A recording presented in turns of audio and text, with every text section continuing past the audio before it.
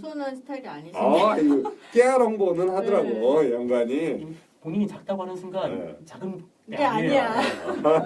아, 근데 그 양반이 이제 네. 명시적으로만 그 작다고 거의 해요. 사회자도 지적을 하던데 인기 영합적 발언을 잘한다는 거야. 네. 근데 아니 그냥 어. 광화문에서도 어. 끝내주시더라고요. 네. 어떻게 어쩜 그렇게 그 대중적으로 좋아하는 말들만 골라서 나 하시는지.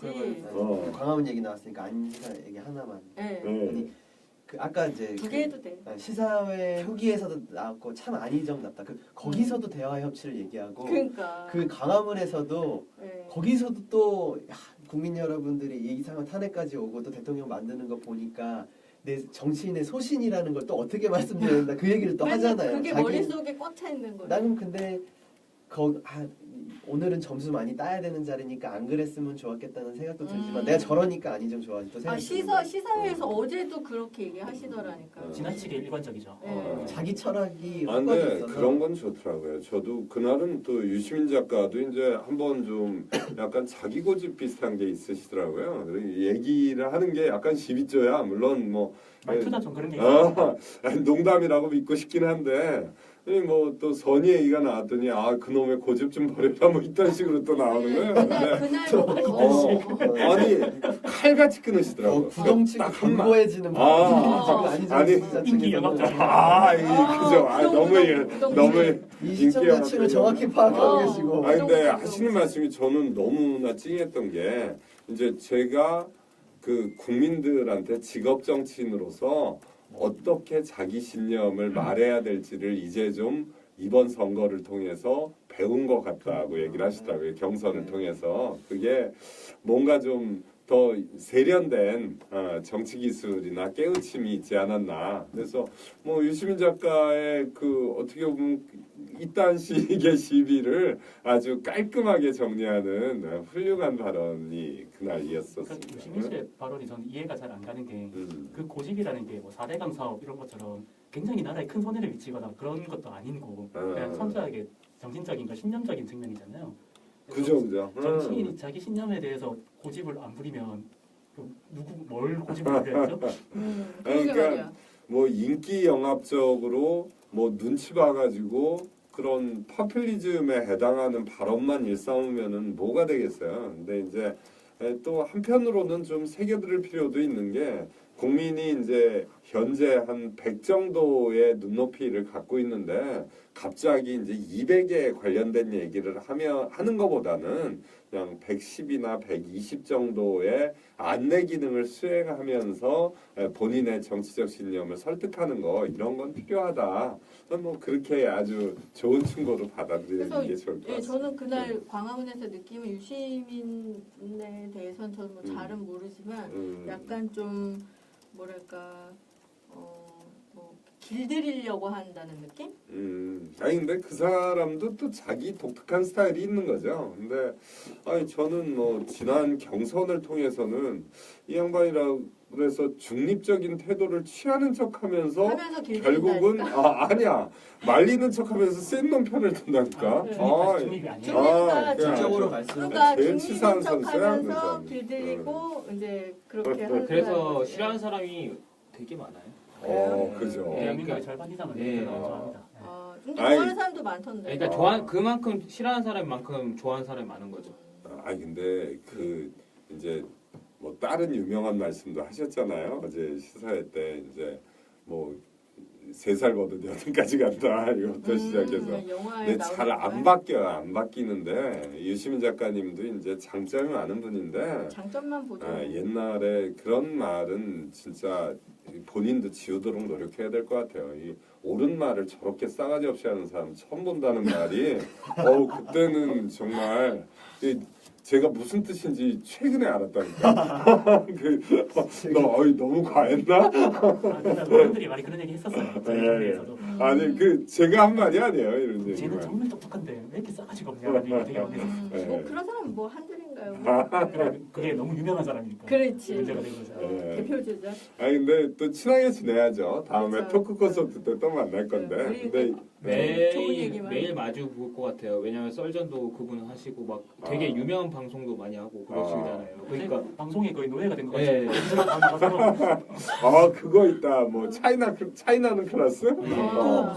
무슨 뭐 식단 프로그램 뭐 그런 데도 또 나오고. 새로 뭐 하셨. 아니 왜 그래? 자, 그냥 JTBC 공무원. 블루칩이지. 아니 그냥 진짜 많이 하세요. 유시민 네. 홍보 그만하고 그래. 이제 네. 좀 아까 우리가 깠던 거 이걸로 퉁칩니다. 네, 홍보가 돼야 홍보 돼요. 많이 홍보해 해줬어요. 주세요. JTBC 프로그램까지 참고로 홍보해주고 지금. 참고로 여기까지 같은 땅. 아 그래? 예, 그 매우- 아니나 네. 단칼 박미영 사회자님 다음으로 단칼로 네, 자르고 단칼. 가시죠. 네, 단칼. 다음 이제 주제는 세월호 특별법을 개정안이 이제 지금 상정 중에 있더라고요. 그래서 네 야당에 지금 뭐 반대를 하고 있다 그래요. 그래서 야당의 반대에 부딪혔는데 청와대 이제 과연 어떤 선택을 할 것인가에 대해서 우리 한번 얘기를 나눠봤으면 합니다. 이게 참 이거 진짜 좀 민감한 문제잖아요. 어쨌든 그 세월호란 네. 문제가 그래서 이게 문재인 정부가 통합을 이끈다고 그 맨 처음에 했는데 무작정 찬성 쪽으로는 가진 않을 것 같아요. 계속 협의하고 계속 협의하고 하다가 마지막에 찬성 쪽으로 올 것 같은데 이제 계속 구체적인 협의와 왜 필요한지 그런 걸 계속 설명해주고 그런 모습을 보이면 저쪽에서도 반대할 의향이 없지 않을까요? 그렇죠. 근데 네. 일단은 그 인터뷰를 지난번에 그 세월호 3주기 기억식 때 이제 인터뷰에서 이런 인터뷰를 했어요. 문재인 대통령께서 새 정부는 곧바로 제2의 특조위를 구성해서 모든 진실을 낱낱이 규명하겠습니다.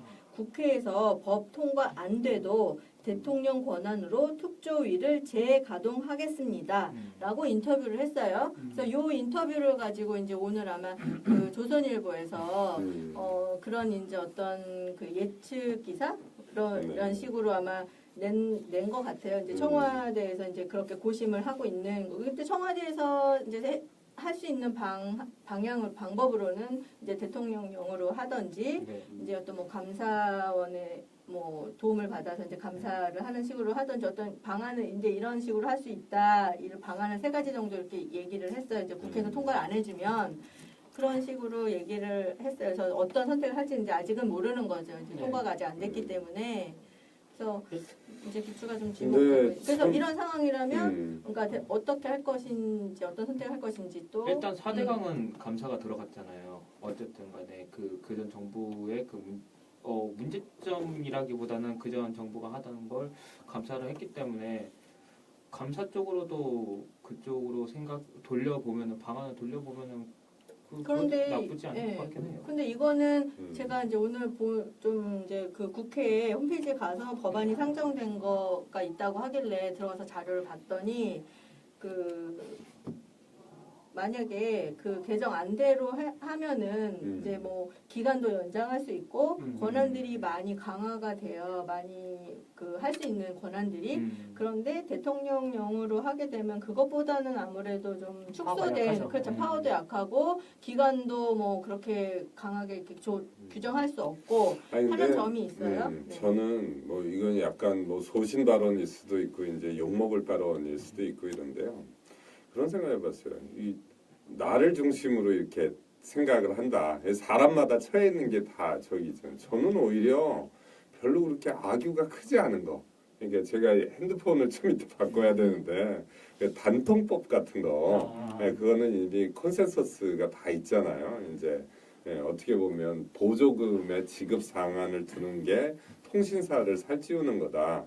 이런 어떻게 보면 그런 다툼의 여지가 적은 거부터 빨리빨리 진행을 해갖고 성과를 좀 내고 사실은 이런 거는 보기에 따라서는 저는 여기 있거나 최근에 뭐 민주당 당원이나 이제 그런 촛불 민심의 이런 정서를 가진 분 중에는 현재 여당 구 야권의 정서를 가진 분들이 많이 있잖아요. 근데 물론 뭐 세월호에 박근혜 정부가 잘못 대처한 거, 그다음에 박근혜가 그날 일했던 거는 이제 목숨이 걸린 문제이기 때문에 정말 잘못했다고 생각해요. 그거는 뭐 이론의 여지가 없는데 그러면 지금 집권한 여권에서 물론 순수한 마음을 가지고 그거에 대처한 사람도 있겠지만 이거를 정치적으로 활용하겠다는 의사가 정말 하나도 없었냐?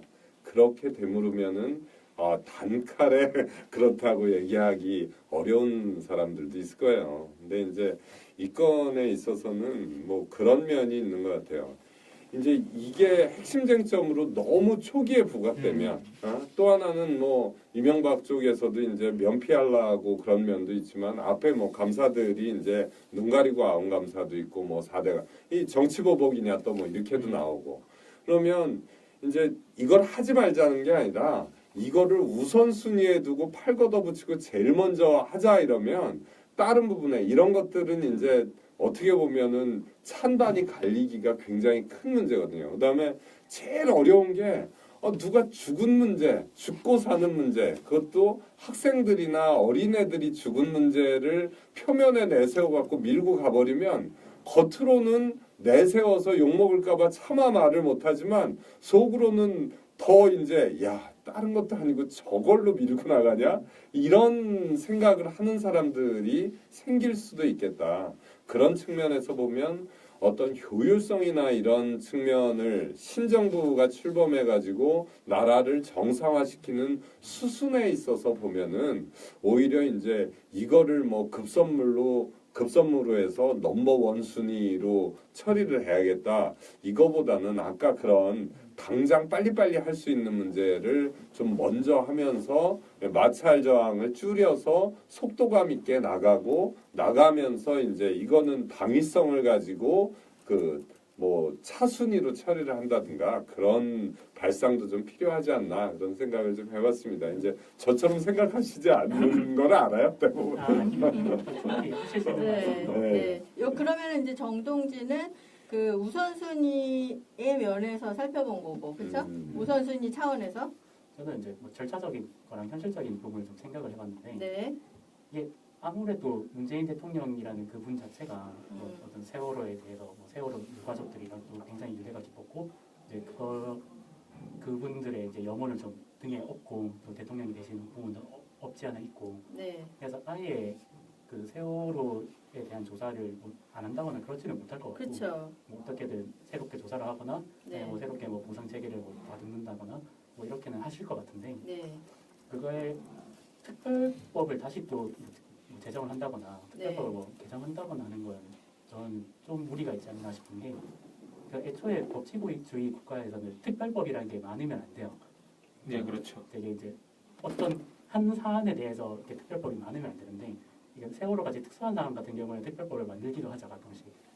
근데 안 그래도 예외적인 법을 만들어 놓고 그 법을 한 번 더 개정하고 아니면 그 법을 또 새로 만들고 이런 거는 이제 민주주의적인 그런 문제 해결 방식은 아니라고 생각하고 만약에 굳이 하실 거면 뭐 일단 먼저 사전에 뭐 의회랑 사전 합의를 좀 해놓고 대통령령이라든가 그런 걸로 하시는 게 저는 맞다고 생각해요. 네. 아예 하지는 못할 것 같아요. 그거는 또 본인의 공약이고 네. 그걸 바라는 사람들이 더 많은 것 같아요. 제가 보기에는 명수를 헤아려 볼 수는 없지만, 근데 특별법을 뭐 재개정한다거나 특별법을 다시 제정한다거나 이거는 좀 그 법치주의적인 절차를 좀 해칠 수도 있다. 저는 특별법이라는 게 한번 그러니까 제정이 됐다가 재개정이 되고 그런 뭐 전에 사례는 없었던 건가요? 특별법은 재개정이 별로 안 돼요. 왜냐하면 딱 그 사안을 찍어서 만든 법이기 때문에 그 사안이 지금은 제한하고 어떻게 보면 핵심이 그 특별조사위원회가 있는데 그 조사위원회 활동할 수 있는 기간을 앞에 1년 반으로 정해놨었어요. 근데 그렇죠. 1년 반으로 정해진 그거에 기산점을 얼리 보느냐. 법공포는 1월 1일 날인가 돼가지고 거의 1년 반이 돼버린 거예요. 근데 이제 실질적으로 그 조문의 해석에 따르면은 또 실질적인 특조위가 구성된 거는 한 8월 4일경이라고 하거든요. 그럼 그때부터 기산해야 된다. 이게 애매하니까 그러면 그런 부분에 해당하는 거를 다시 또 개정을 해가지고 조사위의 활동을 더 촉진하고 그런 거 이외에도 또 다른 몇몇 다른 조문을 고치려고 하시는 것 같아요. 근데 뭐 어떻게 보면 그런 것들이 이제 아까 얘기한 것처럼 이거를 사실은 정치적으로 악용했다고 얘기할 수는 없어요. 근데 정치적인 부분에 영향을 미쳤어요. 이 세월호라는 사고가 났다는 부분이. 근데 그거는 그때 당시에 정권을 잡고 있던 박근혜 정권의 잘못 때문에 영향을 미쳐진 부분이 있어요. 있는데 그게 이제 어떻게 보면 이걸 가지고 뭐 한 3년째 그 어떻게 보면 그렇게 된 거잖아요. 그러다 보니까 이제 또 달리 보는 시각도 생겨나는 거고 반발도 생겨나는 거고 이렇게 되는 거죠. 유가족들은 이제 음. 그 미수습자의 특수성이 그 특별법에 반영되지 못한 점을 들어서 이제 요구를 했거든요. 네, 그래서 그런 거를 반영을 해서 특별법을 개정을 해달라 요구를 했고 이 점에 대해서 또 이낙연 그 총리 지명자한테도 특별히 이제 부탁을 했고 또 이낙연 총리 지명자도 이제 그 알겠다, 충분히 전달하겠다 이렇게 얘기를 하고 이런 점도 있다고 해요. 노력하겠다 이렇게 약속을 하고. 그러니까 피할 수 없는 아니 근데 부분이긴 그런 한 것 같긴 부분은 해요. 그냥 네. 뭐 두 가지 방법이 있는 것 같아요. 제일 나쁜 거는 이것 갖고 논란을 오래 끄는 게 제일 나쁜 것 같고 방법은 하나는 여당에서 우선순위를 좀 뒤로 밀어가지고 논란이 적은 것 같고 개혁의 속도를 내는 쪽으로 생각하거나 아니면 자유한국당도 이제 살아남고 싶으면은 여기 딴지 걸지 말고 쿨하게 딱 그 개정 동의해줘가지고 그러면 유족들이나 또 사실은 가족이 죽고 나면 그 시신을 찾아야 뭐 여러 가지 마음의 안정을 찾고 이런 게 일상으로 돌아갈 수 있거든요. 그런 뭐 사실 집에서 그냥 어떻게 가족 중에 한 사람이 병사를 하더라도 그 장례를 치르고 이러는 절차들이 살아있는 사람의 마음을 단계적으로 안정시키고 이런 효과가 있거든요. 그런 면에서 놓고 보면 그렇죠. 어느 쪽에서 이제 한번 대승적으로 딱 털고 갈 수 있으면 그게 제일 바람직한 것 같아요. 이 근데 세월호 사건은 정말 전대미문의 정말 큰 국가 재난이라고 그래야 되나? 이사라고 그래야 되나? 뭐라 그래야 되나? 사고였고 그죠? 이거 잘 해결을 하고 또 그러고 이렇게 마무리를 하고 넘어가야 또 국민적으로도 국민 정서적으로도 집단 트라우마 상태. 네, 집단 트라우마가 그렇죠. 그게 해결이 돼야 되는 문제도 있는데 저는 이거를 어떤 점에서 좀 어떤 시각에서 바라보고 싶냐면 이런 우선순위나 정책의 우선순위나 이런 어떤 정책적인 면에서 바라보기보다는 이런 어떤 시점에서 보고 싶냐면 그 대연정의 그러니까 대화 협치, 대연정의 그 시선에서 보고 싶었던 거예요. 만약에 안희정이 대통령이었다면 어떤 선택을 했을까라는 시선에서 보자면 대통령령으로 하겠다 이런 어떤 그런 공표가 그런 발언 이런 것이 나왔을까 아니면 국회를 설득을 해서 개정안을 통과시키도록 하겠습니다 이렇게 말을 했을까 아니면 어떻게 해서든 어떤 그런 설득의 노력을 했을까 이런 그런 생각이 들더라고요. 솔직히 이런 부분에 대해서는 저는 안희정 지사의 생각을 좀 읽기가 힘들어요. 그렇죠. 근데 일단은 개정안이 옳고 그르고를 떠나서 네. 그 전제는 떠나서 개정안이 일단 상정이 됐어요. 그럼 개정안을 어쨌든 상정된 개정안을 통과될 때까지 기다리느냐 아니면 그 전에 그 대통령령을 공표하느냐 이거에 대한 선택의 기로에서 그것만 봤을 때. 제 생각은 그러면 기다릴 것 같습니다. 그러니까 저는 그 시점에서 그러니까 전제의 옳고 그름을 떠나서 그것이 정책적으로 우선순위냐 아니냐 이런 논쟁까지 들어가게 되면 우리가 판단할 수가 없잖아요. 그러니까 어떤 전제에 있어서 어떤 정책이 올라와도 그런 비슷한 상황은 언제든지 일어날 수 있거든요. 정책이 올라왔는데 그것을 야당이 반대하냐 하냐 이런 상황 많이 있을 수 있어요. 근데 그 전에 여론도 들끓고 이런 상황에서 대통령령으로 하느냐 마느냐 이런 상황이 있을 수 있단 말이에요. 그러면 그런 상황에서 그럼 과연 민주주의를 표방하는 우리 이제 안희정 지사님 같은 경우는 어떤 선택을 할 것이며 어떤 식의 협치를 보여줄 것인지가 저는 너무 궁금하고 예, 그리고 또 우리는 또 어떤 요구를 해야 될 것이 우리는 어떻게 기다려야 할 것인지. 근데 그의 저 같은 협치를. 경우에는 네. 뭐 사실은 어떤 균형 감각이 다양한 형태로 발휘될 수 있잖아요. 물론 하나하나의 사안을 놓고 저희 토론할 때 제일 좀 당황스러운 상대방의 주장이 이거예요. 뭐를 연결을 하다 보면 그거하고 파생되는 문제가 연결돼서 모든 사안에 다 연결되거든요. 예를 들어서 목숨이 달린 문제인데 이게 왜 안 중요하냐? 죽은 사람 입장에서는 그 사람한테는 생명 하나가 우주하고 맞바꿀 수 있는 적이다. 이렇게까지 가면은 이제 할 말이 없어지더라고요, 끝에. 근데 저는 뭐 안 지사님이 이 건 때문에 어떤 생각을 내비치시거나 이런 거는 딱 정해지지는 않은 것 같아요. 근데 저는 중요한 사안이 굉장히 다양하게 많은 이슈 사회에 있어요. 지금은 저한테는 이제 오히려 그 외교 국방에 관련된 거, 경제에 관련된 거, 그다음에 이 국민 안전에 관련된 거 이런 큰 이제 10가지 이상의 꼭지가 있는데 왜 우리가 지난번에 공약 소개할 때도 이제 국정의 최우선 과제 10가지 뭐 이런 게 있었잖아요. 근데 우리도 그 10가지를 비중 있게 좀 볼 수 있게 그 체크 앤 밸런스가 좀 필요한 부분도 하나 있는 것 같고 또 하나는 아까 말씀하실 때 이제 이거를 이제 어떻게 푸느냐 이렇게 하는 문제에 있어서도 이거 하나를 가지고 다시 또 협치나 연정을 얘기를 하면 정치는 우리는 앞에는 이제 프레임 싸움이라는 얘기를 많이 했잖아요. 경선이나 선거를 할 때는.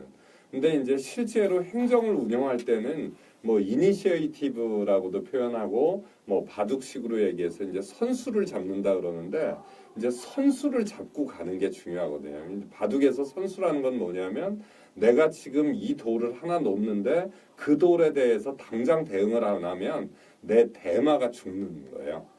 그래서 하나가 들어오면 울며 겨자 먹기로 그 수를 받아야 되는 거야. 근데 이제 자유한국당이나 다른 야당들 입장에서 보면 세월호 문제를 선수로 쓴다고 생각할 것 같아요. 지금 이제 이거에 대해서 이렇게 중차대한 문제에 이제 몰입해가지고 뭔가를 해결하지 않으면 너네는 옛날에도 잘못했고 뭔가 무책임한 거 아니냐. 그러면 네, 이제 그거는 선수를 이제, 네. 뺏긴 사람 입장에서 보면 타협이 잘 안 되는 그거는 거지. 이제 우리 지금 현재 정부의 그 정치공학 어떤 정치 상황이 가미된 그쵸? 한나라당과 이런 정치 상황이 가미가 된 그런 판단이고 한나라당 진짜 오랜만에 듣는 자유한국당? 자유한국당 그 판단이 가미된 이런 상황 판단이고 그런 입장에서 본 그쵸? 그 판세에서 본 거고 저는 그냥 어떤 그 뭐랄까요 그냥 민주주의의 그런 가치와 그런 이념 뭐 이런 그런 기준에서 볼 때 어쨌든 이 사안을 다룬다고 전제했을 때 어떻게 다룰 것이냐. 그렇죠. 그냥 우리가 막연히 생각했을 때 그런 정치 상황에서 볼 때 그런 어떤 것이 더 어떤 가치로 일을 처리할 것인지에 대한 어떤 그런 토론을 어떤 게 바람직한 것인가 뭐 이런 토론을 이런 생각을 우리 한번 해보자 이런 의미에서 이런 관점에서 보자는 거죠. 네, 우리가 그렇게 막 그거를 꼭 정치공학적으로 세월호를 갖고 봐야 되나? 그럼 세월호 아니 책에서 얘기했잖아요. 세월호가 꼭 이 사안이 아니더라도 전제를 이 사안이 꼭 아니더라도 어떤 그런 상정돼 있는 어떤 국회에 상정돼 있는 안이 뭐가 있어요.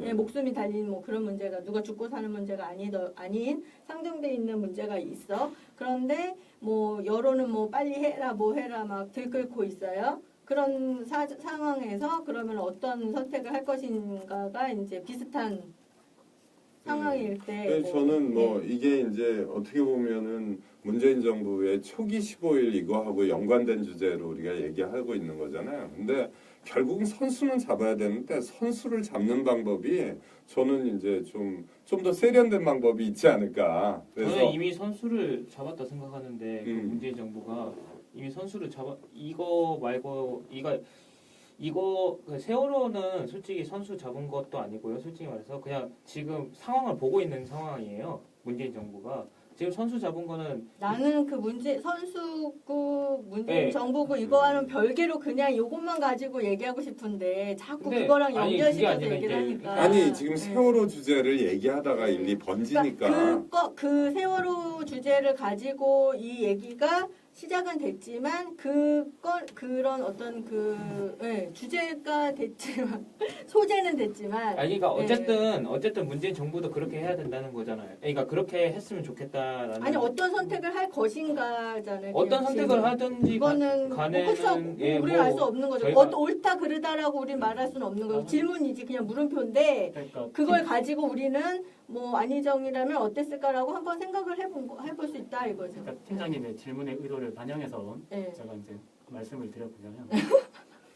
일단 그러니까 만약에 그 안희정이라는 사람이 민주당이랑 거의 일치가 되고 뭐 지금 현재 문재인 대통령 정부랑 만약에 일치가 된 상태다라고 네네. 했으면 일단은 혹시 이게 민주당이 발의한 내용이라면 네. 거기에 대해서는 대통령으로서 최대한 지원 사격을 해줬을 것 같긴 합니다. 네, 지원 사격에서 이제 자유한국당이 뭐 직접 뭐 얘기를 하든지 아니면 뭐 상대적으로 좀 뭐 잘라낼 건 잘라내고 뭐 덧붙이면 덧붙이고 약간 좀 협의를 해가지고 최대한 지원 사격은 했을 거라 생각하고 다만 이제 섣부르게 뭐 대통령령을 먼저 발표를 한다거나 뭐 다른 뭐 감사나 다른 방식을 동원한다거나 뭐 그러지는 못했을 것 같고요. 차마 그렇게는 못했을 것 같고. 아니, 그럼 밀어붙이는 거죠 강제. 예 그렇죠. 다만 이제 안희정 씨라면 어떤 안희정 씨. 안희정 씨죠. 그 C라고 했다고 달려들면은 어떤 빠야. 사람이랑 똑같은 사람. 그 우리 그 용어 생각해야 돼. 네. 어차피 뭐 안희정 씨도 저보다 아래 사람이잖아요. 아니 꼭 아래는 아니야. 거의 다 한 표 있어. 그래가지고 그래서 뭐 일단 기본적으로 그 협의의 한 트랙을 가고 일단은 유가족들을 먼저 좀 달랠 것 같아요. 그러니까 정치적인 그런 협치의 기본 한 트랙을 가고 유가족들은 일단 그 세월호 특별법이라는 게 사실은 어떤 조사에 관련된 문제잖아요. 어떤 법적인 조사 혹은 절차 이런 거에 관련된 문제라면 그거를 이제 정치적인 문제니까 서로 이제 협치의 한 트랙을 가고 유족들을 직접 만나서 그분들의 어떤 보상 혹은 뭐 정신적인 치유 이런 부분을 먼저 같이 이제 투 트랙으로 짚어갈 것 같아요. 참 어느 한쪽 서운하지 않게 어느 아니, 어느 그리고 한쪽 서서 저는 서운하지 이거는 어떻게 보면 이제 법 개정에 너무 천착할 문제는 아니라고 봤어요. 왜 그러냐면 이 법이 발의된 핵심적인 이유가 박근혜 정부 하에서 조사하는 건 못 믿겠다는 거에서 시작했던 거였거든요. 근데 이제 정부가 바뀌었잖아요. 바뀌고 난 다음에는 이제 좀 확실히 뭐 어떻게 보면 그 여파에 뭐 표에 영향을 미쳤다 그러면 이 정부는 이거에 대해서는 훨씬 더 만족하고. 소명 의식을 갖고 네. 있는 정부이기 때문에 네. 그 정부가 나서서 나머지 자녀 조사 못한 부분이 있으면 하더라도 지금은 이제 유가족들한테도 훨씬 더 설득력 있는 조사 결과라고 인식을 줄 수 있을 것 같아요. 근데 그 조사라는 게 법적인 근거가 없으면 사실 한계가 되게 크기 때문에 이 법 개정 문제가 나오는 거거든요.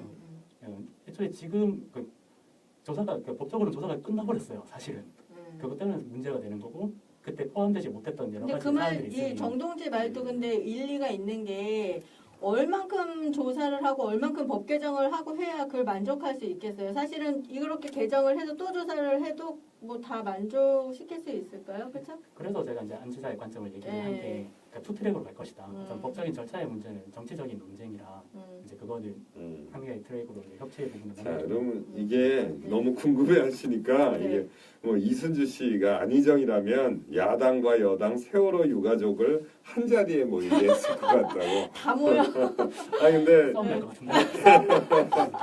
근데 이만큼 이제 네. 대화의 중요성을 강조한다 이런 부분에 그쵸. 대해서는 대화와 협치. 서로가 공감하는 그쵸. 부분은 있는 것 아니, 같아요. 저는 또 그 미영동 씨께서 이 주제에 대해서 얘기하고 싶어 하시는 게 지난번 광화문 갔을 때 거의 그 이야기를 마무리를 하면서 유시민 작가가 이렇게 얘기했단 말이에요. 네.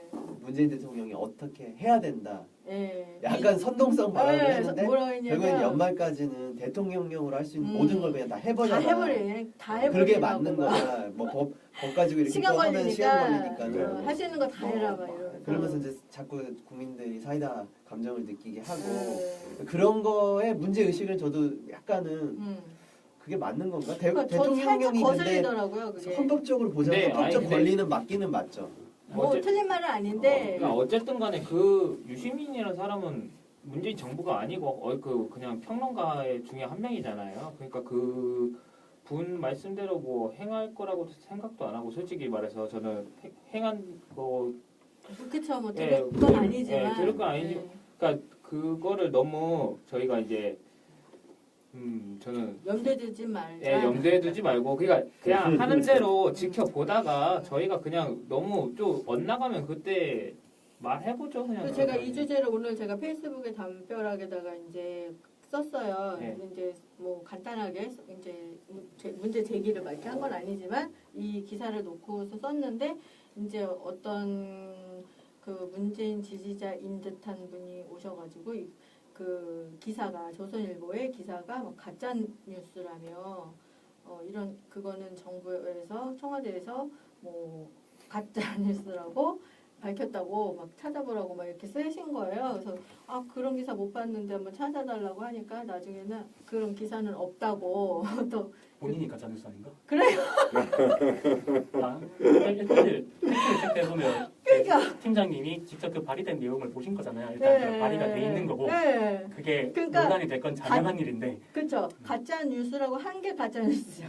그래서 내가 가짜 뉴스가 아니라 그건 오보라고 해야 그게 맞다면 오보라고 하든지 그게 맞지 않나요? 그랬더니 그게 가짜 뉴스가 아니고 뭐가 가짜 뉴스인가요? 이러면서 아니 근데 그런 건 어떤가요? 이제 우리 뭐 지금 아까 세월호뿐 아니라 세월호 뭐 법 개정도 있고 근데 이제 문재인 정부 뭐 한 2주 동안 사실은 지금 어떻게 보면 여론조사해 보니까 뭐 지지율이 85% 뭐 이렇게까지 어디 갔더라고요. 어디에서요? 네? 어디 아무튼 아무튼 인터넷에서 아, 예. 네. 아니 이 대통령 지지율이 5.5%. 그다음에 굉장히 저도 오랜만에 그다음에 그 지금 더불어민주당 지지율이 55% 정도까지 올라갔어요. 그래서 야 일단은 초반기에 아까 뭐 선수 뭐 이런 얘기도 하고 그랬지만 걱정할 필요 없다니까요. 네. 그러니까 선수 뭐 이거 아니 그게 아니라 오히려 이제 잡은 선수를 놓치면 이제 놓치지 않으려 그러면 속도감을 잃으면 안 되잖아요. 근데 그렇죠. 속도감을 자가당착으로 잃어버릴까봐 그러는 그건 거예요. 오히려 근데 진짜 정부나 문재인 대통령 문제가 전 아닌 것 같아요, 왠지. 그럼 누구 문제예요? 모르죠. 뭐. 나머지 이제 네. 첫 번째로는 이게 현재는 의지만 보이는 걸로 지지율이 올라가잖아요. 근데 이제 부딪히겠죠. 뭐 우리 어디 특사들 뭐 4강한테 보내고 아세안에 보내고 이렇게 했는데 아세안은 그렇다 치더라도 우리 맘대로 되는 사람들이 아니잖아요. 그쪽은 우리보다 더 센 데인데. 내가 재밌는 거 봤는데 응. 문재인 그 팬클럽에서 그 앙케이트를 하더라고요. 송영길이 안철수한테 막말했잖아요. 그 대선 그죠. 아니 그 사람은 막말 전문이에요. 그랬는데 무슨 말을 했죠? 안철수한테 뭐 안철수가 안철수 빼고 국민의당 이제 합치고 뭐 안철수한테 이제 물러가라고. 당신 국회의원도 사퇴했지 않냐. 그다음에 2등도 못하고 3등 했지 않냐. 이제 정계 은퇴해서 물러가라 이렇게 러시아 했다는 가기 전에 거죠. 러시아 가기 전에 이렇게 막말했거든요. 이제 그 막말했다가 근데 바로 또 사과를 했어요. 사과할 거면 왜 해? 그러니까 사과를 했는데 그 막말한 게 잘했다, 잘못이다, 뭐 모르겠다 이렇게 문재인 그 팬클럽 그 네네. 페이스북에서 앙케이트를 했어요. 그리고 나 이렇게 막 보다가 봤는데 잘했다가 뭐 거의 한 90몇 프로고 잘못했다가 뭐 거의 이만큼 있는 거예요. 나 그래서 좀 충격적이다. 충격적인 거다. 섬뜩해. 섬뜩했어. 나 아니, 잘못했다에 눌렀거든요. 저는. 승자. 아니 근데 지나간 얘기지만 송영길이 어느 정도까지냐면 옛날에 이제 연평도에 그 김격식 있을 때 이제 북한에서 포격을 한. 근데 이제 그때 인천시장이었는데 연평도가 옹진군이 인천광역시예요. 네. 거기 가갖고 그 가게집에 그 술병이 있는데 이게 진짜 폭탄주네 폭탄주. 그렇게 얘기했다는 거예요. 그래갖고 그때 뭐 아이 인천이 다 들끓고 난리 났어요. 무슨 나중에 이제 아시안 게임 할 때 엄한 경기장 지으라 그래갖고 이제 빚 늘린 거는 차치하고라도 이 기본적으로 이제 사람이 생각이 있는 거냐. 예를 들어서 이겼을 때 조심해야 되잖아요. 어떤 거 뭐 한국 겸손해야 때 되고. 예, 승자의 오만의 극단적인 게 그 안철수에 대한 그런 반응이잖아요. 그러니까. 자기가 시장인데 인천 시민이 어떻게 보면 북한의 포격을 받고 죽은 사건에 그 가게집 앞에 가고 이게 폭탄주네 그게 거기서 농담도 정도가 있는 거지. 지금 이제 지지율 뭐 80% 민주당 50몇 프로 이때는 지금 이제 괜찮지. 지금은 괜찮은데 이제 뭐 지지율 좀 2, 3년 돼서 좀 떨어지고 할 때 이제 그때 정리해야 되지 않을까. 생각해보면 얼마나 섬뜩한 일이에요. 이 사람을 4대 강국의 특사로 보내는 거예요. 아까 물어봐. 근데 생각해 보면은 네. 보낼 사람이 없긴 없었어요. 문재인 그래서 정부에서. 그런가요? 그러니까 보낼 사람 다 보냈어요 일단. 네. 그래서 그러니까 미국 그 홍석현. 홍석현 가고 네. 일본 문희상 가고. 네. 그러니까 그 중국은 또 이제 누가 이해찬. 딱 이제 딱 갈 사람들은 알았어. 갔어요. 그러면 이제 한 2년 있다가 개헌하고 2년 있다, 2, 3년 있다가. 그러니까 어쨌든 정리를 그러니까 한번 송영길이란 사람은 원래 네. 그 말씀했듯이 이제 수준이 그죠. 그렇게 안 좋은 걸로도 유명하고 뭐 음. 그 사람뿐만 아니라 이제 원래 조심할 사람들은 되게 조심해야 될 사람들은 되게 조심하더라고요. 근데 초반에 인기가 올라가는 이유가 뭐 여러 가지가 있지만 일단 의지가 있다는 거잖아요. 그렇죠. 의지 중에 가장적인 건 우리가 이제 앞에 우려한다는 거를 그 문재인 대통령이 듣고 알고 실천하신다는 거잖아요. 네. 이제 국민이 뭘 우려한다는 거, 코드 인사나 몇몇 이제 그 핵심 지지자들에 둘러싸여 가지고 눈이 가려지는 게 아닌가 하는 말이 전달된 것 같아요. 근데 왜 송영길에 대한 얘기는 전달이 안 됐지? 아니 알고도 뭐 어쩔 수 없을 수도 있고 뭐. 뭐가 있겠죠. 그렇죠. 뭐 저희보다 뭐 훨씬 뭐 많이 뭐 저기 아시는. 친하니까. 우리보다 이 사람을 잘 알겠죠. 그렇죠. 잘 아시고 뭐 정치도 뭐 다 잘 전문가들만. 일단 뭐 그 밖에는 그래도 평이 나쁘지 않은 평이니까. 좋죠. 저도 인선이나 뭐 이런 부분은 다 근데 이제 오늘 우리 주제를 정하고 난 다음에 뭐 초기 이 얘기를 좀 하기로 했었잖아요. 문재인 정부 15일째. 근데 이제 제가 조금 다 뭐 좋은 얘기는 이미 다 공유하고 있으니까 좀 이거는 조심해야 되지 않나. 이게 아까 뭐 송영길 얘기도 있었고 또 하나는 그 법무비서관에 대해서는 저는 진짜 이거는 좀 너무 위험한 거 아닌가 이런 생각을 좀 했어요. 청와대에. 법 전공이시니까. 꼭 법 그런 건 얘기를 아니고. 많이 하는 법 얘기. 여태까지는 비판의 초점이 뭐였냐면 민정수석이나 민정비서관으로 현직 검사가 오는 거였어요. 검사가 오는 거는 이제 검찰이나 이런 거를 간접 지배하기 위해서 원래 이제 검찰은 독립돼 있어야 되는 거잖아요. 네. 그거를 이제 정권의 시녀로 활용하기 위해서 대표적으로 활약한 인간이 이제 우병우 같은 사람인 거잖아요. 근데 이거는 현직 부장 판사를 이제 청와대 법무기 비서관으로 다이렉트로 꽂은 거예요. 근데 어떻게 보면 이게 이제 이 양반이 김형원 씨인데 그 김영현 씨가 좀 그 부장판사로 재직하면서 이제 어떻게 보면 대법원의 야당 역할을 좀 하신 분이에요. 그래서 이제 대법원장의 권한이 집중돼 있고 대법관한테 집중돼 있고 이런 부분을 좀 앞장서서 여론을 주도하고 이랬던 분인데 이건 사법부를 건드리는 거거든요. 그러니까 좀 형식 논리를 갖다 대면 삼권 분립을 침해하려는 시도로도 볼 수 있어요. 그러니까 그 사법부를 청와대가 개혁하는 게 맞나 이런 생각이 좀 들더라고요. 지난주에 논쟁이 있었죠 우리끼리도. 그래서 물론 이제 의도는 좋아 보여요. 의도는 대법원이나 사법부도 좀 고칠 거 많이 있잖아요. 그쪽이야말로 정말 뭐 어떻게 보면 보수화가 좀 지나쳐가지고 잘 안 돌아가거든요. 법은 보수적인 게 맞아요. 근데. 그런 면도 있고 그래서 그 부분은 좀 제가 이게 고려를 했겠죠. 이런 생각을 했겠죠. 그렇죠. 네, 이제 네. 또 두고 봐야죠. 이제 어떻게 진행이 될지는. 근데 이제 봐야죠. 인기가 올라가는 게 네. 이제 박근혜가 있을 때 워낙 잘못했기 때문에 사람이 바뀌어서 좋다. 이 사람이 하는 거는 제대로 하는 게 다 좋다. 이거보다는 우리가 앞에 있었던 잘못된 제도나 잘못된 관행을 업그레이드 시켜서 이제는 그와 같은 나쁜 관행을 제도로서 뜯어 고쳤다. 이렇게 되기를 더 바랍니다. 그렇죠, 네. 그렇죠. 시스템이 이제 바로 서야 그 다음에 다음 일도 다 시스템에 맡겨서 진행이 돼야 되니까요.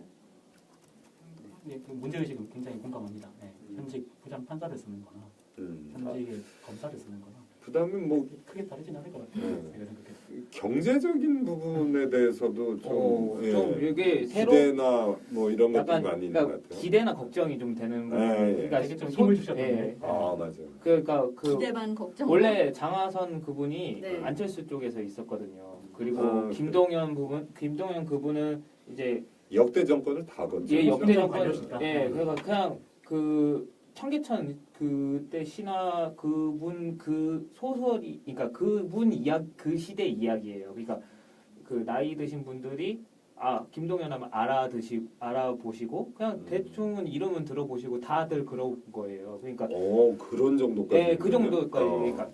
그러니까 장하선도 그 장하성. 장하성 그분도 이제 교수진들 중에서는 그 되게 괜찮은 분이라고 소문이 났고 그래서 안철수 쪽으로 갔다가 안철수가 이제 또 실패를 했기 때문에 다시 문재인 그 정부가 고심 끝에 그리고 그분들이 지금 주장하는 게 소득 성장을 먼저 말씀하시니까 소득 성장? 예 소득 소득 성장 중심 성장. 분배가 아니고. 네. 소득 분배가 맨 처음에 뭐 그런 찬반 논의가 이게 있으니까 장하성 씨의 기본적인 예. 생각 자체가 어떤 분배가 잘못되어 있는 건 본인 굉장히 이렇게 장하성 씨가 지금 현재 고려대학교 교수고 진보경제학자라고 사람들이 얘기를 하시는데 진보 경제학자인데. 그러니까 분배가 잘못되어 있는 거는 장하성 교수도 똑같이 문제의식을 느껴요. 근데 그 우리나라 상황을 잘 살펴보면 분배가 잘못되어 있는데 과연 이 상태에서 분배를 한다고 해서 저소득층이나 이 사람들의 생활이 나아지느냐? 사실 그게 아니다. 우리나라는 분배보다도 소득 격차가 크기 때문에 모든 경제적인 문제가 발생하는 거고 뭐 예를 들어서 뭐 대기업이 100만 원 받으면 1차 중소기업은 뭐 80만 원 받고 2차는 협력기업 뭐 60만 원 받고 이렇게 소득 격차가 날이 가면 갈수록 벌어지기 때문에 이런 벌어진 소득 격차 안에서 그 세금이나 그런 걸 통해서 재분배를 해봤자 어떤 생활 개선 혹은 경제 개선의 크기가 그렇게 크지가 않다. 그것도 소득 재분배잖아요. 그러니까 소득 재분배를 하기 전에 그러니까 현재 본인들이 하고 있는 노동자들이 본인들이 하고 있는 노동에 적합한 소득을 보장을 해줘야 된다. 그러니까 보장이지 그게 재분배가 아니라는 거죠. 그래서 소득주도 성장이라는 게 진보 사이드에서 나오는 본래 얘기죠. 그래서 기본소득에 대해서도 좀 동의하고 공감하는 취지의 얘기도 하고, 그러니까 소득을 만들어줘야 돼서 또 노조들도 그거를 더 힘이 강해질 수 있도록 해야 된다는 나는 오히려 더 진보적인 그래? 얘기를 나는 하고 주진영 박사가 뭐 어떻게 한 역할을 했으면 아니 근데 그분도 그분 약간- 팬이시라서 그렇지 그분도 주진영이라는 사람이 그렇게 아, 크게 뭐라고? 비중 있는 분은 아니에요. 솔직히 그 경제학계에서 그렇게 비중 있지는 않아요. 예, 그분이 지금 속하셨던 뭐 하나증권이라든가 이런 팬심은 실적에 대한 아, 얘기가 아니요, 나오면서 아니 옳은 말도 많이 하셨죠. 그분도 뭐 예. 아니 근데 저는 뭐 김동연, 김상조, 장하성 이 라인을 보면서 이제 김동연 실장 같은 김동연 부총리시죠? 예, 그렇죠. 부총리 같은 경우에는 뭐 역대 정권을 거치면서 이분의 뭐 성장 배경도 그러시고 사실은 뭐 예산실장을 할 때 굉장히 평판이 좋았던 거거든요. 그 전에는 이제 어떻게 보면 연말에 막 길 다 파헤치고 보도블록 다 바꾸잖아요. 또 요즘 각종- 우리 동네 보도블록 바꾸는데 아니 그거는 하나의 상징적인 거고 이제 각 부처는 어떤 게 있냐면 올해 예산을 조금 내잖아요. 그러면 안 써도 되는 줄 알고 내년에 삭감돼요. 아, 그건 회사도 똑같습니다. 그러니까 막 써버리는 거야 연말에 그 또 달라고. 그래갖고 이제 그런 것들을 성과 평가를 해가지고 이 사람이 예산실장을 할 때 이게 실패한 사업 안 되는 사업 이러면은 그 다음에는 이제 예산을 삭감하거나 안 줘버리는 거야. 얘. 그렇게 해서 요새는 대학에서는 그렇게 하는데 그 이제 네. 뭐 항목별로 예산을 과별로 해요. 과별로 평가를 해서 결산을 했을 때 예산 항목을 그러니까는 결산 시점에서 줄이는 노력을 하면은 그거에 대한 인텐시브를 줘요. 그러니까 어떻게 보면 정부 예산이 비효율적으로 낭비되는 거를 이 사람이 예산실장을 할 때 뜯어 고쳤다는 거예요. 그런 성과를 인정받아 가지고 여기 경제부총리까지 되신 거거든요. 이 양반이 뭐 진짜 집안이 어려워갖고 옛날에 그런 분들 많지만 상고 가셔가지고 이제 취업해갖고 야간 대학을 다닌 거예요. 네, 맞아요. 야간 대학을 다니면서 공부해가지고 행정고시에 붙고 이렇게 해갖고 들어와서 어떻게 보면 뭐 행정고시에 재경직으로 붙은 사람들이 정말 그런 무슨 이름 있는 대학에 질비한 그 인간군 속에서 자기 실력으로 인정받아가지고 역대 정권을 거치면서도 이 정도 이제 입지전적 인물이 되는 거거든요. 이 양반은 진짜 능력은 있는 것 같아요. 투트랙으로 갈 겁니다. 이제 장하성 교수 같은 경우에는 정책실장이라서 어떤 정책의 이론적 기반을 제공하고 김동연 씨 같은 경우는 이제 그걸 행정적으로 이제 실행하는 이제 그런 투트랙으로 갈 것 같고 일단 장하성 교수의 사상 자체가 아까 얘기를 이어서 가면 노동자들이 자기 노동에 가져가기 때문이다. 뭐 이런 논리거든요. 그렇기 때문에 그런 기업의 투자 소득, 그다음에 기업들이 쌓아두고 있는 돈, 뭐 이런 거에 대한 어떤 제재나 그거를 다시 이제 노동자 쪽으로 분배할 수 있도록 하는 그런 정책 같은 거를 펴려고 할 거예요. 이제 그거를 이제 김동연 씨가 행정적으로 좀 뒷받침할 수 있는 그런 거. 사실 근데 기대되네요. 장하성 교수의 이런 이론은 진보 경제학자들 사이에서도 논란은 사실 많습니다. 네, 네. 그래서 걱정도 되는 그게 거죠. 이론적으로 안 맞아요. 안 돼서. 사실 안 맞아요. 근데 그런 거죠. 이제 정말 이론보다는 장하성 교수 같은 경우에는 지금 이제 정책실장이라고 불러야 되나요? 네. 이제 실천하는 사람이에요. 옛날에 그 삼성그룹의 그 삼성전자 소액주주 운동 이런 걸로 장하성 펀드라는 게 있었어요, 진짜로. 그러니까 뭐 말로 떠드는 학자는 되게 많아요. 근데 이제 직접 나서 가지고 뭐 딱 나와서 지금 반응이 뭐 주식시장이 이제 여러 가지로 지금 뭐 반도체 슈퍼사이클에도 들어가고 수출도 호조고 다 이러지만 사드 보복이 있는 이 와중에 지금 그 뭐 역사적 고점을 찍고 있거든요. 지금 2,300포인트가 넘었어요. 그거는 이제 김상조나 장하성이 이제 이런 경제 브레인으로 신정부에 들어갔다는 거. 그래서 한마디로 얘기하면 이제 주주 입장에서 보면 주주 가치를 제고한다는 거죠. 그래서 뭐 삼성전자 같은 데도 뭐 엉뚱하게 뭐를 쌓아놓는 유보금이 많다든가 아니면 이제 주주한테는 오히려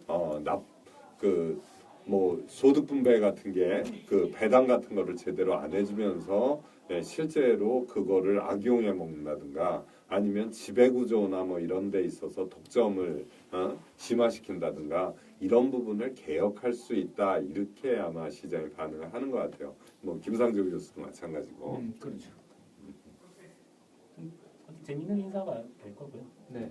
개인적으로 그렇게 편하게 잘 하실 수 있을지는 좀 의문이 듭니다. 저는 이런저런 생각이 좀 있어가지고 그거는 우리 끝나고 제가 뒤풀이해서.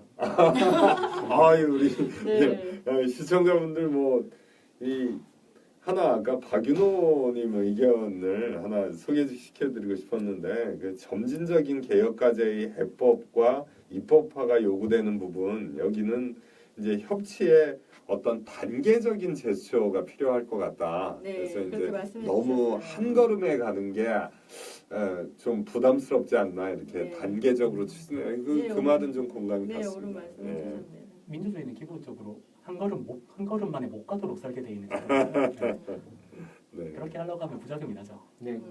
그렇죠. 스텝 바이 스텝. 음. 그러면 오늘은 우리 다루기 역시 안희정 지지 방송이기 때문에 네. 안희정 씨에 대한 얘기를 우리 상상보다는 좀 지나치게 길게 했어요. 그죠. 네. 우리 한 30분 하고 끝날 줄 알았는데 네. 정상이 많이 한 것 같아요. 아니 30분 정도 했어요. 근데. 아, 그래요? 네, 시간이 좀 오늘은 약간 오버가 돼가지고 이제 네. 예. 그러면 이제 오늘 이렇게 방송 마무리하고 또 다음 주 방송 때까지 뭐 다들 건강. 예, 어떻게 보셨는데 저희 많이 아니, 저는 좋은데 네. 시청자분들이 좋으셔야 될 것 같아요. 네, 어떻게 보셨는지. 네. 아, 윤물이는 행진곡이니까. 아, 예. 아, 네, 5월이니까. 네, 또 엔딩곡으로 5월이니까. 네. 그럼 다음 주에 들어야 돼요. 네, 다음 주. 그러니까 노무현입니다를 보는 숙제가 오늘 나왔던 거죠. 네, 아, 그렇죠. 그죠. 그 다음 주에 우리 영화 시청자분들도 얘기하고. 같이 보시고 그렇죠. 같이 얘기 나눌 수 네, 있어요. 매진행렬 읽어봅시다. 네, 안녕. 안녕. 네, 한번 다음 주에 꺼주세요. 만나요.